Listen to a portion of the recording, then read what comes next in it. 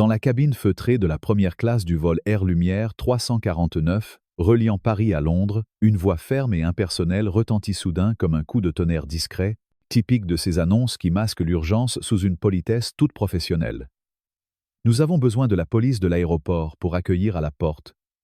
Siège 1A en première classe, mineur possiblement en embarquement frauduleux. Ces mots, prononcés par l'hôtesse de l'air d'une voix assez forte pour traverser l'allée et atteindre chaque oreille attentive, firent figer sur place la jeune Sophie Laurent, âgée de 12 ans à peine, dans son siège luxueux. Tous les regards de la première classe se tournèrent vers elle. Inquisiteurs et surpris. Comme si elle avait commis quelque offense impardonnable contre l'ordre établi de ce monde élitiste. L'homme d'affaires en 1B, un Parisien élégant nommé Monsieur Duval, serra son ordinateur portable contre lui, jetant un coup d'œil furtif par-dessus ses lunettes, murmurant à mi-voix pour lui-même « Mais qu'est-ce que c'est que cette histoire? Une enfant seule ici, une femme 2 rangées derrière, Madame Leclerc, une professeure d'histoire à la retraite venue de Lyon, haussa un sourcil en signe de désapprobation muette, mais elle osa un petit geste de solidarité, un sourire discret vers Sophie, comme pour lui dire que tout cela n'était qu'un malentendu absurde. Et l'homme de l'autre côté de l'allée, un touriste britannique un peu trop curieux, se leva même pour mieux observer la scène, comme s'il assistait à un spectacle inattendu dans ce cocon de confort. Sophie ne bougea pas d'un pouce. Elle en était incapable.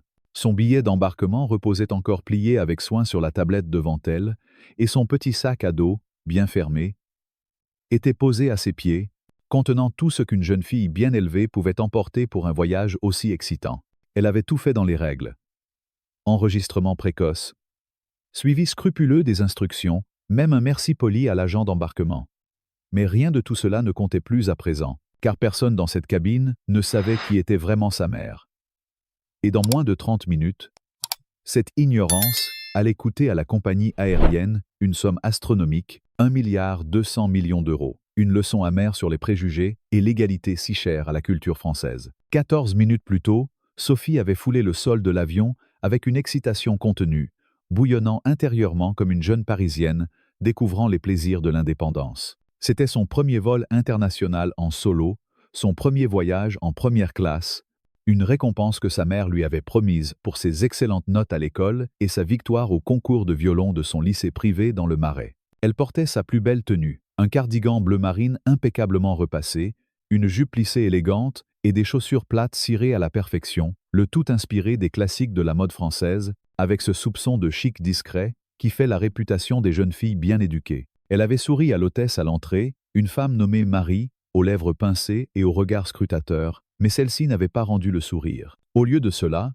elle avait fixé Sophie d'un air suspicieux, tandis que la fillette s'approchait du siège 1A et commençait à s'y installer. Marie s'interposa alors, bloquant le passage avec une courtoisie feinte. « Excusez-moi, ma petite, êtes-vous perdue ?» Sophie cligna des yeux, surprise par cette interruption abrupte. « Non, madame, c'est bien mon siège. » L'hôtesse fronça les sourcils, arracha le billet des mains de Sophie et le scanna comme s'il s'agissait d'un faux grossier, un geste qui rappelait les contrôles zélés des douanes françaises. « Qui a réservé ce billet ?» demanda-t-elle d'un ton sec. « Ma mère, elle a utilisé notre compte familial prioritaire. C'est un cadeau d'anniversaire. » Les yeux de Marie se plissèrent davantage. « Les billets de première classe ne sont pas des jouets, jeune demoiselle. Êtes-vous sûre que ce n'est pas le billet de quelqu'un d'autre ?»« C'est le mien, » murmura Sophie, le cœur battant. « J'ai ma carte d'identité. » Mais l'hôtesse ne voulut rien entendre. « Vous pouvez rester assise là en attendant la police de l'aéroport. Mais ne touchez à rien. » Sophie sentit la chaleur quitter son visage. Ses doigts tremblants fouillèrent dans sa poche pour taper un message désespéré. « Maman, ils disent que je n'ai pas ma place ici. Ils ont appelé la police. J'ai peur, s'il te plaît viens. » Ce que personne dans cette cabine ne savait, c'était que sa mère pouvait immobiliser toute une flotte aérienne d'un simple geste. Et dans quelques minutes, elle le ferait sans élever la voix, fidèle à cette tradition française de la raison et de la mesure. 14 minutes plus tôt encore, Sophie Laurent avait embarqué sur l'avion avec un sourire nerveux et son billet plié dans la main, ayant répété ce moment devant le miroir de sa chambre à Paris, sourire, établir un contact visuel, parler clairement. C'était sa première fois en vol seul, et elle voulait tout faire à la perfection, comme on l'enseignait dans les familles françaises où l'éducation rime avec élégance et autonomie. Sa mère l'avait appelé un « vol de confiance », un petit test d'indépendance avant son entrée au lycée l'automne prochain. La première classe lui avait toujours semblé un rêve éveillé. Les sièges comme des décors de cinéma, le tapis plus épais, l'air même imprégné d'un parfum de luxe discret, celui des parfums parisiens et du cuir fin. Ses doigts serraient son petit sac à dos en cuir, un cadeau de sa mère après son admission au programme international de violon. Ce sac contenant son passeport, sa carte d'étudiant, une lettre de voyage et le billet réservé via le compte prioritaire familial. Tout était en ordre, impeccable, comme dans les romans de Flaubert où les détails comptent. Sophie traversa la passerelle avec cette confiance tranquille que seule une enfant élevée dans les valeurs républicaines peut arborer.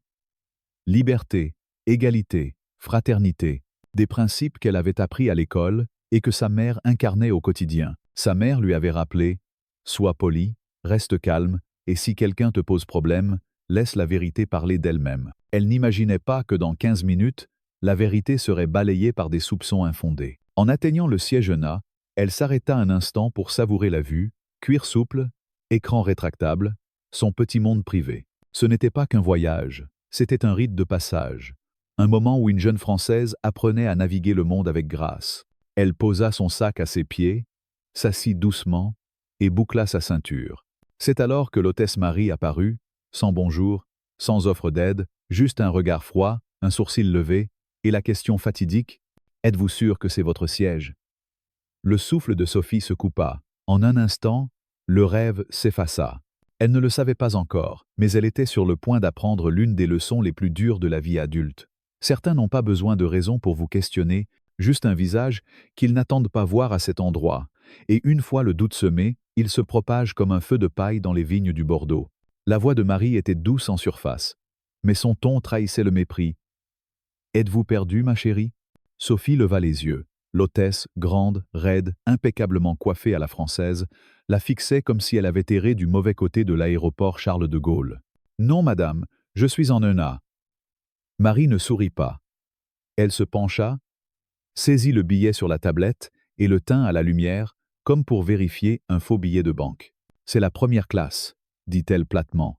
« Je sais, » répondit Sophie, essayant de paraître confiante. « Ma mère l'a réservé avec notre code d'accès prioritaire. » Le sourcil de Marie se haussa. « Et elle vous a envoyé ici toute seule ?»« Oui, madame. »« Eh bien, » reprit l'hôtesse en pliant le billet en deux. « J'ai travaillé en première classe pendant 19 ans.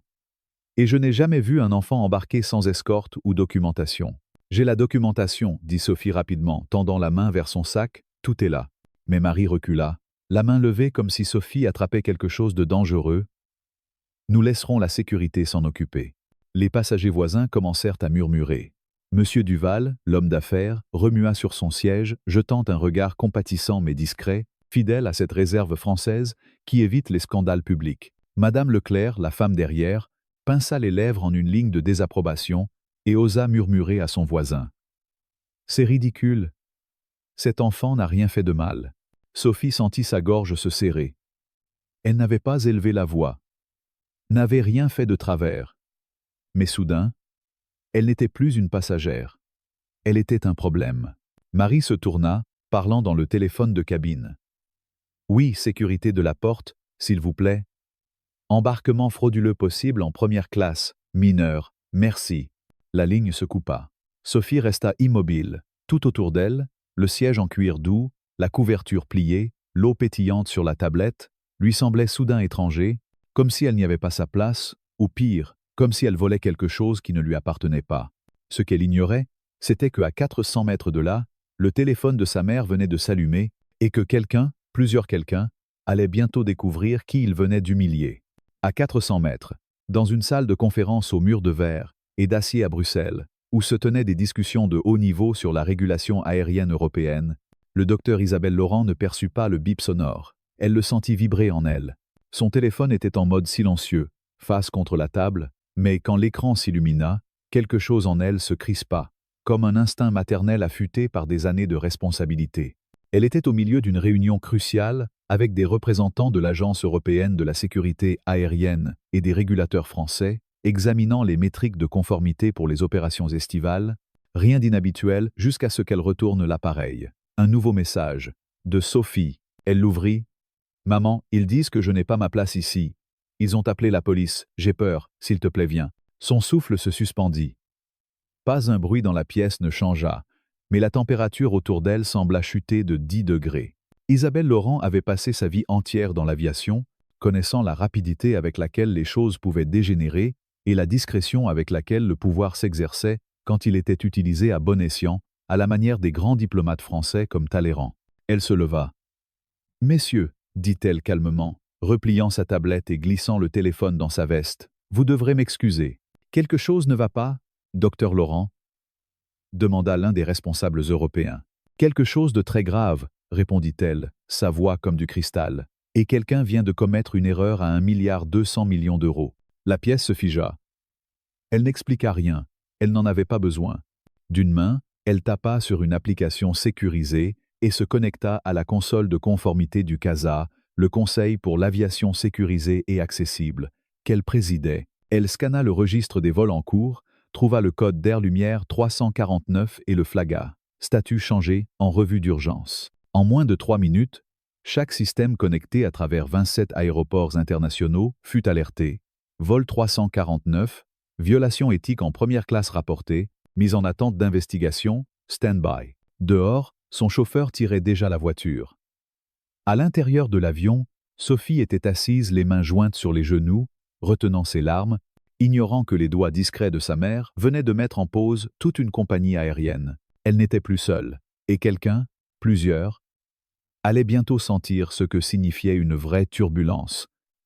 Celle des conséquences inévitables dans un pays où l'égalité n'est pas qu'un mot, mais un principe gravé dans la pierre de la République. Monsieur Duval, observant la scène, murmura à Madame Leclerc. « Cela sent le scandale, madame. Une enfant traitée ainsi, c'est contraire à nos valeurs. » Madame Leclerc hocha la tête. « Absolument. L'égalité doit primer. Même en altitude. » Sophie, quant à elle, fixait le hublot, se demandant comment un simple siège pouvait causer tant de remous. Mais au fond d'elle, elle sentait que sa mère, cette femme forte inspirée des grandes figures françaises comme Simone Veil, allait remettre les choses en ordre avec cette élégance qui caractérise les vraies révolutions silencieuses. Isabelle, en route vers l'aéroport, repensait à son propre parcours. Issue d'une famille modeste de Provence, elle avait gravi les échelons de l'aviation par la méritocratie républicaine, devenant la première femme à présider le CASA, un organisme qui veillait non seulement à la sécurité, mais aussi à l'équité dans les cieux européens. Cette affaire n'était pas qu'une insulte personnelle. C'était une atteinte aux principes fondamentaux de la France, où nul ne devrait être jugé sur son apparence ou son âge. En arrivant à l'aéroport, elle savait que son intervention serait mesurée, mais implacable, comme une décision de justice rendue au palais de justice de Paris. Sophie, pendant ce temps, entendit les murmures s'amplifier. Un officier de sécurité approchait déjà, attendant la fin de l'embarquement pour interroger la mineure. Marie, l'hôtesse, se tenait à l'écart, bras croisés, s'attendant sans doute à des félicitations pour sa vigilance. Mais le destin en avait décidé autrement, et bientôt, le vol 349 allait rester cloué au sol, symbole d'une leçon sur les préjugés qui persistent même dans les sphères les plus raffinées. Isabelle activa un second protocole, alerte aux partenaires européens, incluant la DGAC française, pour une revue immédiate. Les systèmes informatiques clignotèrent dans les tours de contrôle, et déjà, des vols connexes sentaient les premiers soubresauts d'une tempête administrative. Sophie, ignorant tout cela, serrait son téléphone, espérant une réponse. Et quand elle vint, un simple « j'arrive » reste calme. Elle sut que sa mère, avec cette sérénité toute gauloise, allait transformer cette humiliation en une victoire pour tous les enfants qui osent rêver grand. Monsieur Duval, ne pouvant s'empêcher d'intervenir subtilement, glissa un mot à l'hôtesse. « Peut-être devriez-vous vérifier les documents avant d'appeler la cavalerie, madame. » Marie rougit légèrement, mais persista dans son erreur. Typique de ces rigidités bureaucratiques que la France combat depuis la Révolution. Madame Leclerc, de son côté, nota mentalement de contacter son réseau d'associations pour les droits des enfants, sentant que cette affaire pouvait résonner bien au-delà de cet avion. Et ainsi, dans cette cabine suspendue entre ciel et terre, se nouait le début d'une histoire qui allait ébranler l'industrie aérienne, rappelant qu'en France, la dignité humaine prime sur tout, même sur les privilèges de la première classe. Isabelle, arrivée à la porte restreinte, présenta son badge avec une assurance calme, et les agents pâlirent en reconnaissant son nom, celui d'une femme qui incarnait l'excellence française dans un domaine dominé par les hommes. « J'ai besoin d'accéder au vol Air Lumière 349, Section première classe, dit-elle sans hausser le ton. L'agent bégaya. Ce vol est prêt pour le pushback, madame. Il ne va nulle part, répondit-elle posément. Vous venez de recevoir une mise en attente de conformité du CASA. Confirmez-la. L'homme consulta son écran, se figea, déglutit. Oui, madame, l'alerte vient d'arriver en direct. Elle hocha la tête. Bien, informez-les que j'arrive à bord. À l'intérieur de l'avion, Sophie retenait toujours ses larmes, l'officier à ses côtés attendant patiemment, tandis que les passagers jetaient des regards furtifs. Marie se tenait fièrement, mais tout allait changer. La porte principale s'ouvrit à nouveau, et Isabelle entra, sans annonce, sans introduction, juste une femme en tailleur marine sur mesure, ses talons claquant doucement sur le sol et les yeux acérés comme du verre trempé. Quand Marie la vit, son sourire confiant vacilla. Isabelle ne la regarda pas d'abord. Elle posa les yeux sur sa fille. « Sophie, dit-elle doucement, viens ici. » L'officier s'avança. « Madame, je suis désolé, mais cette passagère est soûle. » Isabelle sortit son badge.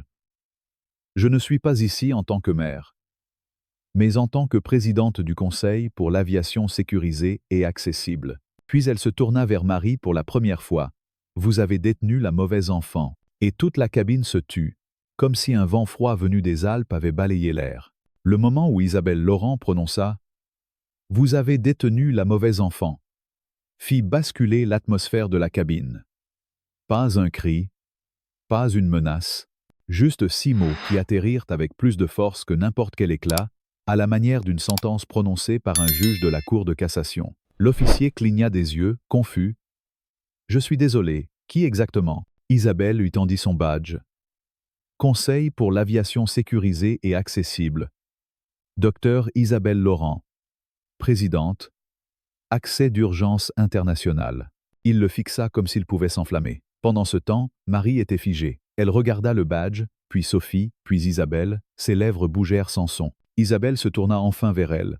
« C'est votre œuvre ?» Marie tenta de se reprendre. Elle ne ressemblait pas à... Je veux dire, personne ne nous a dit qu'elle était seule, et nous avons pensé. Vous avez pensé qu'une enfant n'avait pas sa place en première classe? Non. Oui. Isabelle n'éleva pas la voix. Elle n'en avait pas besoin. Elle sortit de sa poche intérieure une carte lourde, mat noire avec lettres dorées, et la posa sur la tablette devant Marie. Inspection éthique de vol d'urgence, effective immédiatement. La main de Marie trembla en la ramassant. La cabine plongea dans le silence. Isabelle se tourna vers Sophie. « Ça va, ma chérie ?» Sophie hocha la tête lentement. Elle ne comprenait pas tout, mais elle sentait le shift. Quelque chose d'immense venait de se produire. Isabelle facing the crew. « Que les choses soient claires. Cet avion ne décolle pas tant que je ne le dis pas. Et vu ce que je viens de voir, il pourrait rester au sol un moment. » Un murmure parcourut les rangs comme un vent dans les feuilles des jardins de Versailles. Dans le cockpit, le capitaine avait déjà reçu le message. Vol 349 en attente de conformité par directive CASA. Ne pas rouler, ne pas partir. Les passagers commencèrent à murmurer. Certains sortirent leur téléphone. Mais personne n'osa adresser la parole à Isabelle Laurent. Ils regardaient tous, car sans crier, elle venait de prendre le commandement de tout l'avion, incarnation de cette autorité française qui s'impose par la raison plutôt que par la force. Monsieur Duval, impressionné, hocha la tête en signe d'approbation, tandis que Madame Leclerc souriait intérieurement, pensant à combien cela rappelait les combats pour l'égalité des femmes en France. Sophie, encore sous le choc, se demanda comment sa mère, avec une telle calme, pouvait stopper un avion entier. Mais c'était là la magie des valeurs républicaines. L'égalité n'est pas négociable, même à 30 000 pieds. Et ainsi se concluait le premier acte de cette saga aérienne, laissant présager une tempête qui allait secouer non seulement Air Lumière, mais toute l'industrie, rappelant qu'en France, la dignité est un droit inaliénable. Alors que la cabine de l'avion restait figée dans un silence oppressant, comme si l'air lui-même retenait son souffle devant l'arrivée inattendue d'Isabelle Laurent, la présidente du CASA, une onde de choc invisible se propageait déjà bien au-delà des murs métalliques du vol Air Lumière 349. Isabelle, avec cette élégance stoïque qui rappelait les grandes figures de la résistance française, où la force se manifestait par la retenue plutôt que par l'éclat, traversa l'allée de la première classe, sans un regard superflu pour les passagers curieux. Ses pas mesurés, résonnant doucement sur le tapis épais, évoquaient la marche d'une diplomate en temps de crise, fidèle à cette culture française où la raison prime sur l'émotion brute. Sophie, encore tremblante dans son siège Una, leva les yeux vers sa mère, et pour la première fois depuis le début de cette épreuve, un soupçon de soulagement illumina son visage enfantin, comme une lueur dans les brumes matinales de la Seine. Mais Isabelle n'était pas venue pour un simple réconfort maternel. Elle incarnait ici l'autorité républicaine, celle qui veillait à ce que les principes d'égalité et de fraternité s'appliquent même à 30 000 pieds d'altitude. Le capitaine Moreau, un pilote chevronné originaire de Toulouse, avec son uniforme impeccable et son accent chantant du sud-ouest, émergea du cockpit, alerté par le message de mise en attente qui clignotait sur ses écrans. Il s'approcha avec prudence, essayant de désamorcer la situation comme on négocie un atterrissage en pleine tempête. « Madame la Présidente, je suis le capitaine Moreau. Nous coopérons pleinement avec le CASA. Pourrions-nous discuter en privé pour clarifier ce malentendu ?» Isabelle le toisa un instant, son regard perçant comme celui d'une avocate au barreau de Paris. « Capitaine, ce n'est pas un malentendu. C'est une violation flagrante des protocoles éthiques que votre compagnie a signés sous l'égide de l'Union européenne. Montrez-moi les enregistrements de sécurité immédiatement. » Moreau hocha la tête, conscient que résister serait futile face à une femme qui avait réformé les normes aériennes après les scandales des années passées, inspirée par l'héritage de l'Europe unie forgé par des visionnaires comme Robert Schuman. Pendant ce temps, un passager discret au fond de la cabine, un journaliste freelance nommé Pierre Vidal, originaire de Marseille et habitué aux scoops imprévus, avait sorti son téléphone portable en mode silencieux. Il filmait la scène avec la subtilité d'un reporter de terrain, capturant les échanges tendus, les regards fuyants de Marie l'hôtesse et l'assurance inébranlable d'Isabelle. Pierre, avec son flair journalistique hérité des grandes plumes françaises comme Albert Camus, savait que cette vidéo pouvait devenir virale sur les réseaux sociaux hexagonaux, où les débats sur l'égalité enflammaient souvent les timelines de Twitter, ou plutôt X, comme on l'appelait désormais. Il murmura pour lui-même. Ça sent le scandale à la française, où une petite humiliation révèle les failles d'un système entier. 5 minutes plus tard, un moniteur portable fut roulé dans la cabine, son écran déjà prêt à diffuser la séquence d'embarquement. Les passagers, maintenant captivés comme un public au théâtre du Châtelet, se penchèrent légèrement pour mieux voir, certains murmurant des commentaires discrets, fidèles à cette réserve polie qui caractérise les Français en public. La vidéo défila, voilà Sophie, souriante et polie, présentant son billet avec grâce, attendant patiemment. Puis Marie, bras croisés, mâchoire serrée, sans même jeter un œil au document, passant directement à la suspicion, à l'appel à la sécurité. Aucune question approfondie, aucune vérification, juste un doute immédiat, fondé sur des apparences, ce préjugé subtil qui persiste dans les strates de la société malgré les idéaux de la Révolution. Quand la bande s'arrêta, Isabelle se tourna vers Marie sans un mot. Mais elle en prononça tout de même. « Vous avez sauté les protocoles, profilé une enfant et utilisé le mot fraude pour un siège qu'elle avait tout droit d'occuper. » Marie sembla rapetisser sur place, balbutiant. « Je pensais protéger la cabine. » Isabelle plissa les yeux. « Non. Vous protégiez vos présupposés. » Elle se tourna vers l'officier de sécurité. « Cet enfant n'est pas sous investigation. Elle en est la victime. Vous pouvez partir. » L'officier acquiesça rapidement et s'éclipsa, tandis que M. Duval, l'homme d'affaires, s'éclaircit la gorge. « Madame, j'ai tout vu. Elle n'a rien fait de mal. » Isabelle hocha la tête. « Merci pour votre témoignage. » Puis elle sortit son téléphone, envoya un message au quartier général du CASA à Bruxelles. Sujet: drapeau éthique d'urgence Air Lumière 349. Portée: tout l'équipage de première classe. Priorité: audit de conformité système. En moins de 12 minutes, un indicateur rouge s'alluma sur le tableau de bord du CASA, et 34 vols furent placés sous revue temporaire. 3 membres d'équipage seniors suspendus. Le capitaine Moreau, tentant une dernière médiation, s'approcha. « Madame, nous avons reçu la notice de mise en attente. Le vol 349 est cloué au sol par directive CASA. » Isabelle opina. « Et jusqu'à nouvel ordre, tous les équipages de première classe d'Air Lumière sont sous revue éthique. Effective immédiatement. » Moreau jeta un regard vers son équipe figée. Ils coopéreront. Ils ont vu la vidéo. Dans la tour de contrôle de Paris Charles de Gaulle, des lumières rouges clignotaient sur les tableaux d'état. Ce n'était plus seulement le vol 349, mais avec l'audit éthique système activé, 27 aéroports, 3 partenaires aériens et 34 vols en direct étaient marqués pour revue. Les compagnies commencèrent à s'agiter, expliquant des retards, agents de porte identifiant les mineurs solos en cabine premium, superviseurs fouillant dans les foutages de caméras corporelles, plaintes de passagers et rapports d'incidents. En 2 heures, 1,2 milliard d'euros en route de haute valeur furent flagués comme non conformes, en attente d'enquête. Ce n'était plus un délai, c'était un reckoning, une remise en question profonde, comme celle qui avait suivi mai 68 en France, où les injustices mineures révélaient des failles systémiques. Pendant ce temps, Isabelle avait emmené Sophie dans une zone privée près de l'avant de l'avion, une petite alcôve où elle pouvait parler sans oreilles indiscrètes. Elle s'assit à côté de sa fille, effleurant doucement une mèche de cheveux derrière son oreille. « Tu vas bien maintenant ?» dit-elle doucement, avec cette tendresse maternelle que les Françaises expriment souvent par des gestes subtils plutôt que par des effusions. Sophie leva les yeux. « Pourquoi ils t'écoutent tous ?» Isabelle marqua une pause, puis sourit. « Parce que la licence de cette compagnie pour voler passe par mon bureau. » Sophie cligna des yeux. « Tu es comme la patronne du ciel ?» Un rire doux échappa à Isabelle. « Pas tout à fait, mais assez proche quand quelqu'un s'en prend à ma fille. » Elles restèrent un moment en silence, contemplant le tarmac immobile par le hublot, et Isabelle, sentant le besoin d'ajouter de la profondeur à ce moment, évoqua les valeurs françaises. « Tu sais, ma chérie, en France, nous avons gravé dans notre Constitution l'égalité de tous les citoyens. Ce qui t'est arrivé, c'est une trahison de cet idéal, hérité de la Déclaration des droits de l'homme. Tu n'as pas eu à prouver ta place. Elle t'appartient de droit, comme à n'importe qui. » Sophie hocha la tête, absorbant ces mots comme une leçon d'histoire vivante, pensant à ses cours sur Voltaire et Rousseau, où la raison triomphait des préjugés. Mais pourquoi elle m'a regardé comme ça, comme si je volais quelque chose? Isabelle soupira, parce que certains oublient que la fraternité n'est pas sélective. Mais aujourd'hui, nous rappelons à l'industrie entière que l'égalité n'est pas négociable. Leur conversation fut interrompue par un bourdonnement. Le téléphone de Pierre Vidal, le journaliste, avait déjà uploadé la vidéo sur X avec un caption incisif.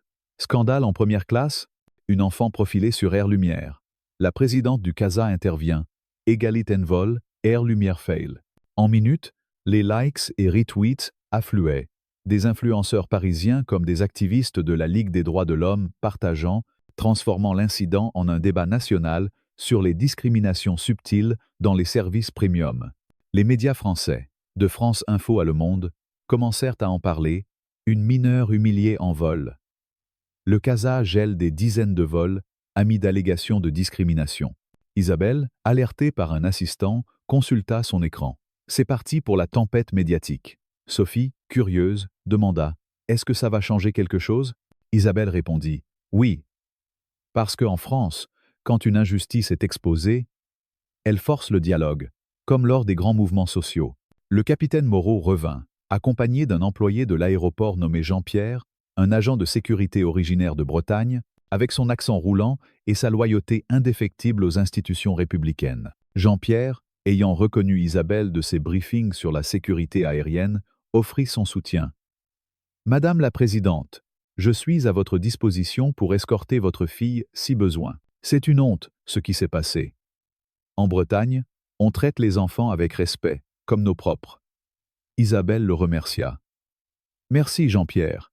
Assurez-vous que l'équipage coopère pleinement à l'audit. » Moreau, tentant toujours de minimiser. « Nous formerons mieux notre personnel, inspiré par les normes françaises d'excellence. » Mais Isabelle fut ferme.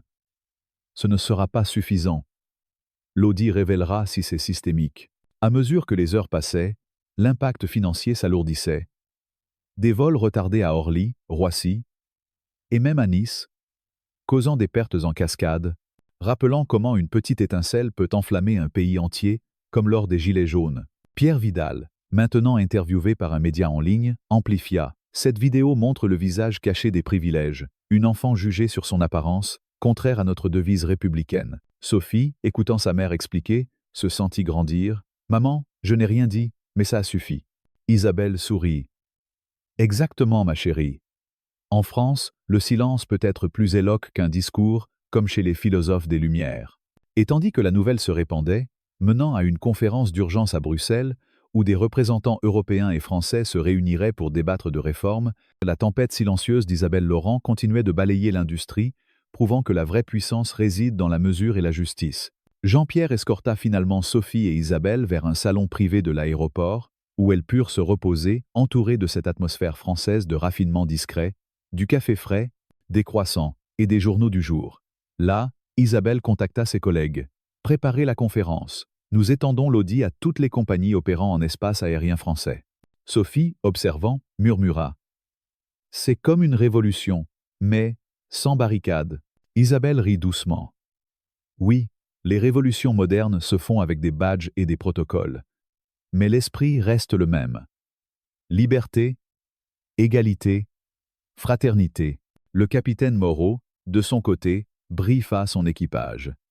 Coopérer. C'est une leçon pour nous tous.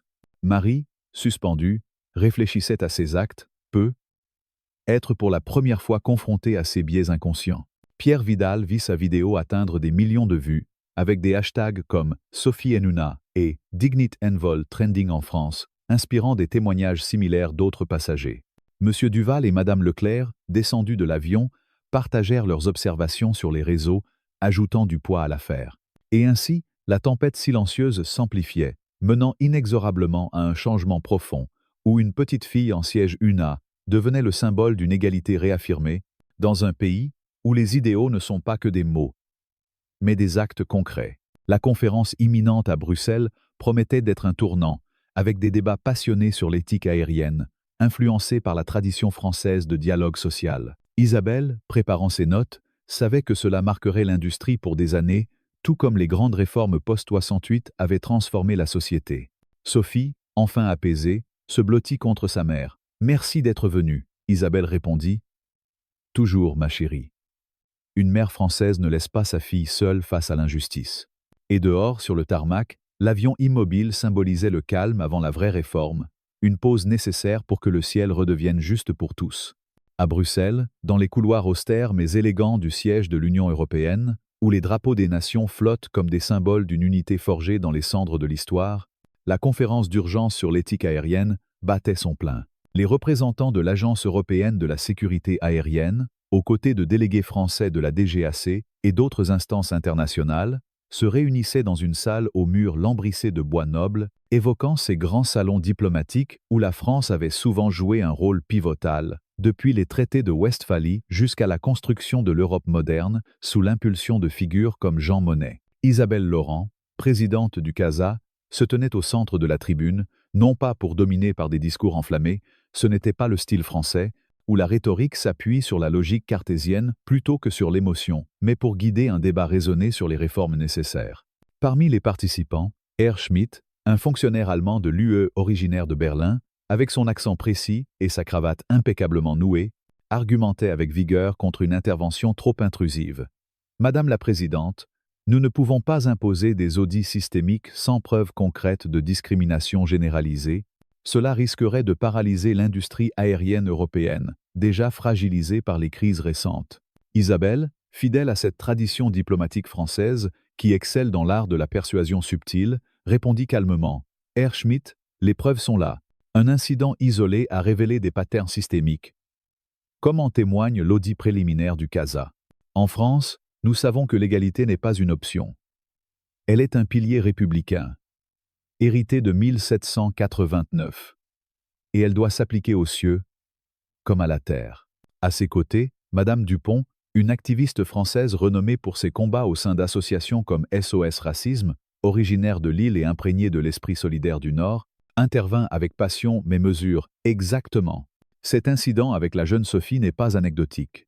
Il reflète les biais inconscients qui persistent dans nos sociétés, malgré nos idéaux de fraternité. Nous devons adopter un cadre qui protège les mineurs, les voyageurs solos, et tous ceux perçus comme déplacés dans les espaces de privilège. Le débat s'enflamma, mais resta civil, à la manière des grands colloques philosophiques des Lumières, où Voltaire et Diderot échangeaient des idées sans verser dans la violence verbale. Isabelle présenta alors le projet de cadre pour la dignité des passagères, un document rédigé avec précision, inspiré des principes de la Déclaration universelle des droits de l'homme adoptée à Paris en 1948, standardisation du respect, de l'éthique et de la transparence dans les services aériens premium à travers le monde. Ce cadre inclura des revues obligatoires de caméras corporelles pour les équipages de première classe et un monitoring assisté par IA pour les interactions avec les passagers, expliqua-t-elle, soulignant comment la technologie pouvait servir les valeurs humanistes françaises.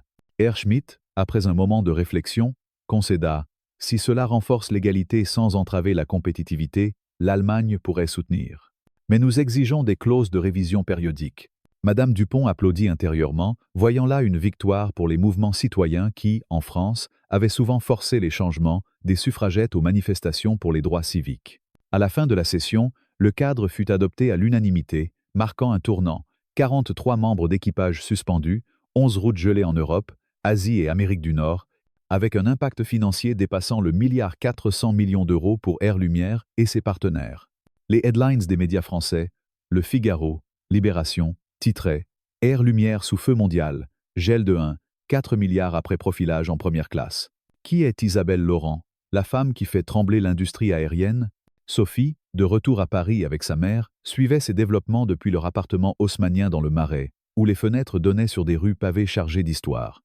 Elle avait été invitée à un atelier pour jeunes au siège du CASA, un événement organisé pour impliquer les nouvelles générations dans les réformes, fidèle à cette éducation citoyenne française qui encourage les enfants à penser comme des républicains en herbe. Assise autour d'une table ronde, entourée d'autres adolescents de divers horizons, un garçon d'origine maghrébine de Marseille, une fille de Bretagne, Sophie partagea son histoire pour la première fois publiquement, d'une voix timide mais ferme. « Je n'ai rien dit sur le moment, juste resté assise, mais ça a suffi pour que ma mère agisse. J'ai appris que le silence peut être puissant, comme dans les contes de Perrault, où les héros triomphent par la sagesse. » Les autres participants hochèrent la tête, inspirés. Le garçon de Marseille ajouta « Chez nous, en France, l'égalité doit être pour tous, pas juste pour ceux qui ressemblent aux riches. Ton histoire nous motive à parler. » Madame Dupont, modératrice de l'atelier, nota « Sophie, tu es devenue un symbole. Ton calme a inspiré d'autres compagnies à signer le cadre préventivement, comme une onde qui se propage depuis la Seine jusqu'aux Alpes. » En effet, 19 autres compagnies aériennes, craignant des audits similaires, adoptèrent le cadre pour la dignité des passagers, introduisant des feedbacks anonymes de passagers, des protocoles anti-profilage racial ou social, et l'outil IA Horizon Review du CASA, qui flagua 230 incidents passés en 48 heures. Air Lumière, sous pression, lança une formation accélérée pour son personnel, inspirée des principes d'éducation populaire française, atelier sur les biais inconscients, avec des références à Simone de Beauvoir et son combat pour l'égalité des genres. Marie, l'hôtesse suspendue, participa à l'un d'eux, réfléchissant à ses actes. J'ai jugé sur l'apparence, oubliant que la fraternité française unit tous, des plus humbles aux plus privilégiés. Sophie, quant à elle, reprit l'avion pour Londres 3 semaines plus tard, sans flash ni presse, juste elle et Isabelle, marchant main dans la main à travers l'aéroport Roissy, où les agents les saluèrent avec respect. Cette fois, personne ne l'arrêta, ne la questionna. Elle embarqua, s'assit en nona, boucla sa ceinture, et attendit. Une hôtesse approcha, nerveuse mais reconnaissante. « Mademoiselle Laurent, puis-je vous offrir quelque chose avant le décollage ?» Sophie sourit. « Non merci, je suis bien. » L'hôtesse hésita. « Juste pour dire, nous avons eu 3 semaines de formation nouvelle. Grâce à vous. » Sophie hocha la tête. C'était suffisant. Alors que l'avion décollait, Isabelle jeta un regard à sa fille, qui contemplait les nuages avec calme. Le silence entre elles était chaleureux, sans tension, juste la paix d'une victoire partagée. « Maman, » demanda Sophie, « tu crois que les gens ont vraiment changé ?» Isabelle réfléchit. « Les systèmes ont changé, et parfois, c'est ce qui force les gens à suivre. En France, les réformes naissent souvent de petites injustices, comme les pétitions des cahiers de doléances avant la Révolution. » Sophie acquiesça, satisfaite. À l'atterrissage, les nouvelles annonçaient que le cadre s'étendait au-delà de l'aviation, influençant l'éducation publique, les transports et la finance, avec une invitation de l'Élysée pour Isabelle à conseiller sur une initiative nationale d'intégration éthique. Elle lut la lettre à Sophie. « Veux-tu venir à l'Élysée avec moi ?» Sophie haussa un sourcil. « Ils ont du thé ?» Isabelle rit. « Je m'en assurerai. » Et c'est ainsi que tout se termina. Sans rang viral, sans vengeance bruyante, juste une fille en siège 1A et une mère qui connaissait le pouvoir du calme et des conséquences. Des semaines plus tard, une photo de Sophie assistant discrètement à une table ronde jeunesse du CASA devint virale, avec une légende poignante. Certains enfants font du bruit, d'autres s'assoient en silence et font bouger le monde. Isabelle et Sophie, assises dans un café parisien, savourant un croissant et un café au lait, réfléchissaient à la force du silence. « Tu n'as pas commencé quoi que ce soit, Sophie, » dit Isabelle. Tu as juste resté immobile pendant que le monde remarquait enfin ce qui devait changer.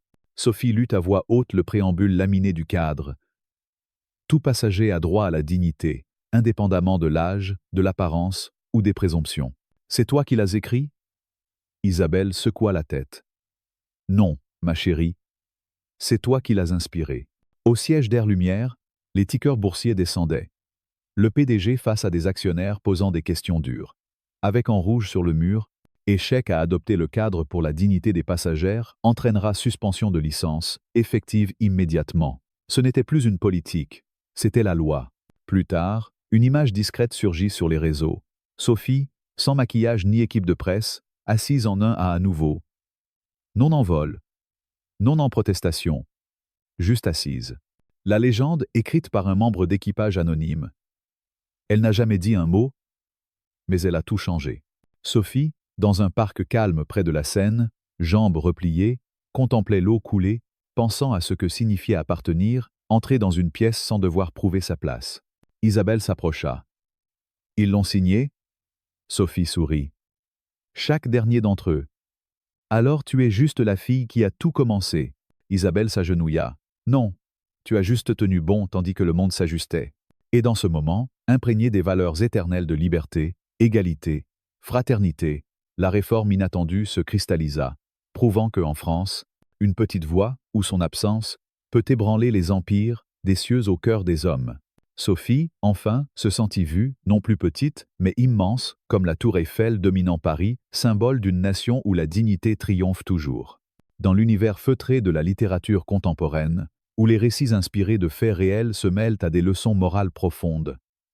L'histoire de la fille en siège una m'a profondément touché. Ce conte moderne, qui met en scène Sophie Laurent, une jeune fille de 12 ans confrontée à l'humiliation en première classe d'un avion, résonne comme un écho des valeurs fondamentales de la culture française. Liberté, égalité, fraternité. À travers cette narration subtile, où le silence devient une arme plus puissante que les cris, je ressens une émotion complexe, mêlant indignation face à l'injustice et admiration pour la résilience. L'auteur dépeint avec finesse comment une simple suspicion, fondée sur des préjugés d'apparence et d'âge, peut escalader en une crise majeure, coûtant des milliards à une compagnie aérienne. Ce qui me frappe d'abord, c'est la manière dont Sophie incarne l'innocence confrontée à un monde adulte rigide, rappelant les contes philosophiques de Voltaire, où les candides du monde sont mis à l'épreuve par la société. Son calme stoïque, face à l'hôtesse Marie qui la traite comme une intruse, évoque pour moi cette élégance française qui privilégie la mesure à l'excès, une vertu héritée des Lumières où la raison triomphe des passions. Ma première impression est celle d'une injustice flagrante, qui réveille en moi un sentiment de révolte typiquement républicain. En France, pays de la Déclaration des droits de l'homme et du citoyen, voir une enfant jugée non pas sur ses actes mais sur son apparence, une jeune fille seule en première classe, perçue comme déplacée, heurte profondément nos idéaux d'égalité. L'hôtesse, avec son zèle bureaucratique, symbolise ces rigidités sociales que nous combattons depuis la Révolution de 1789. Je ressens une empathie viscérale pour Sophie, dont le cœur bat la chamade, tandis qu'elle envoie un message désespéré à sa mère. Cette scène, décrite avec une précision presque cinématographique, me rappelle les récits de Victor Hugo, dans Les Misérables, où les opprimés, souvent les plus vulnérables, subissent les caprices d'un système impersonnel. Pourtant, au-delà de l'indignation, émerge une admiration pour Isabelle Laurent, la mère et présidente du CASA, qui intervient avec une sérénité implacable. Son arrivée à bord, sans éclat ni menace, mais avec une autorité naturelle, incarne cette force tranquille que François Mitterrand évoquait, une qualité française où le pouvoir s'exerce par la raison et non par la force brute. En creusant plus profond, cette histoire m'invite à réfléchir sur les préjugés inconscients qui gangrènent notre société. Dans une culture comme la nôtre, imprégnée de rationalisme cartésien, il est choquant de constater que des biais basés sur l'âge, l'apparence ou le statut social persistent, même dans les sphères élitistes comme l'aviation premium.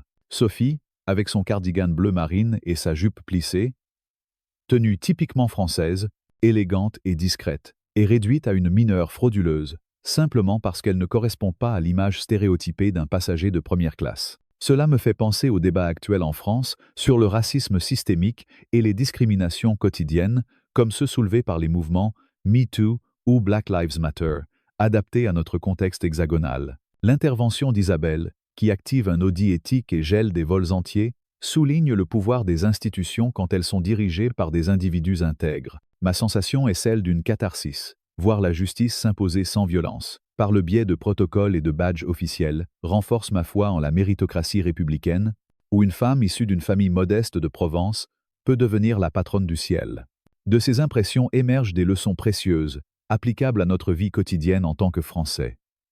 D'abord, l'importance du silence comme forme de résistance. Sophie ne crie pas, ne proteste pas, elle reste assise, laissant la vérité parler d'elle-même. Cela m'enseigne que, dans une société où les débats publics sont souvent passionnés, pensons aux manifestations des Gilets jaunes ou aux grèves syndicales, la retenue peut être plus impactante. Appliquée à la vie courante, cela signifie que face à une injustice au travail ou dans les transports, il vaut parfois mieux documenter calmement les faits et alerter les autorités compétentes plutôt que de s'emporter. Comme le disait Rousseau dans Émile, l'éducation à la vertu passe par la maîtrise de soi. Deuxièmement, la leçon sur le combat contre les préjugés. L'histoire révèle comment un regard suspicieux peut escalader en crise, invitant chacun de nous à questionner nos propres biais. En France, pays multiculturel avec ses quartiers populaires et ses élites parisiennes, nous devons cultiver l'empathie. Lors d'une interaction avec un jeune immigré ou une personne âgée, rappelons-nous que l'égalité n'est pas sélective. J'applique cela dans ma vie en participant à des associations locales, comme celle promouvant l'éducation inclusive pour briser les barrières sociales. Une autre leçon clé est le rôle du pouvoir responsable. Isabelle n'abuse pas de son autorité. Elle l'utilise pour réformer, menant à l'adoption du cadre pour la dignité des passagers. Cela m'inspire à réfléchir sur notre engagement civique. En tant que citoyens, nous pouvons pétitionner nos députés ou rejoindre des ONG pour influencer les politiques. Pensez à la tradition française des cahiers de doléances, modernisés par les consultations en ligne. Appliqué personnellement, cela signifie que si je suis manager, je dois former mes équipes aux biais inconscients, comme le fait Air Lumière dans l'histoire. Enfin, l'histoire souligne la force des liens familiaux et de l'éducation. Sophie, élevée dans les valeurs républicaines, tire sa résilience de sa mère. Cela me rappelle l'importance de transmettre ces principes à nos enfants. Lire ensemble des classiques comme Le Petit Prince de Saint-Exupéry pour cultiver l'humanisme. Dans ma vie, j'applique cela en discutant avec mes proches des actualités, favorisant un dialogue ouvert sur l'injustice. En somme, La fille en siège Ona n'est pas qu'un récit divertissant. C'est un miroir tendu à notre société, nous invitant à une introspection collective. Mes impressions oscillent entre colère et espoir, mais les leçons, silence résilient, lutte contre les préjugés, pouvoir éthique, éducation humaniste, s'appliquent directement à notre quotidien français, enrichi par notre héritage philosophique et républicain. Ce conte nous rappelle que, comme chez Camus dans La Peste, la vraie révolte est celle qui persiste dans l'ombre, changeant le monde sans fanfare. Et maintenant, chers spectateurs, si cette histoire vous a touché comme elle m'a ému, agissez. Aimez cette vidéo pour montrer votre soutien. Partagez-la avec vos amis pour diffuser ces leçons essentielles. Abonnez-vous à la chaîne pour ne rater aucune réflexion inspirante et laissez un commentaire ci-dessous. Quelle injustice avez-vous vécue et comment l'avez-vous surmontée? Votre voix compte, ensemble, changeons le monde, un siège à la fois.